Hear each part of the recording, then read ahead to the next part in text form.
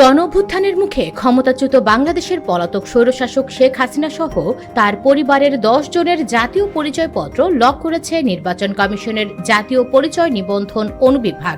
ইসির সংশ্লিষ্ট কর্মকর্তারা জানান, এনআইডি লকের অর্থ হল এর তথ্য যাচাই, সংশোধন বা পরিবর্তন করা সম্ভব নয়। লক করা এনআইডি কার্যত আর ব্যবহার করা যায় না। এর ফলে বিভিন্ন সেবা পেতে এই 10 জনের এনআইডির তথ্য যাচাই বা সংশোধন করার সুযোগ থাকবে না।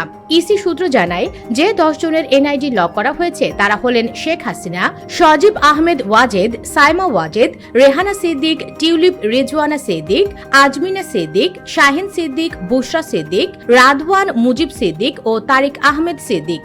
এ সংক্রান্ত একটি আদেশে বলা হয়েছে, জাতীয় পরিচয় নিবন্ধন অনুবিভাগের মহাপরিচালকের মৌখিক নির্দেশে এই 10 জনের এনআইডি লক করা হলো। তাতে সংশ্লিষ্ট কর্মকর্তাদের গত 16 ফেব্রুয়ারি তারিখের সই রয়েছে। ইসির সংশ্লিষ্ট কর্মকর্তারা জানান, যেসব প্রতিষ্ঠান ইসির সঙ্গে এনআইডি সেবার বিষয়ে চুক্তিবদ্ধ তারা লক করা এনআইডির তথ্য দেখতে পাবে না। সাধারণত মিথ্যা তথ্য দিয়ে ভোটার হলে বা একাধিকবার ভোটার হলে কোনো কারণে এনআইডি নিয়ে তদন্ত চলমান থাকলে এনআইডি লক করা হয়। রাষ্ট্রের অতি গুরুত্বপূর্ণ ব্যক্তিদের অনুরোধে তাদের এনআইডি লক রাখার নজিরও আছে। US Bengal desk.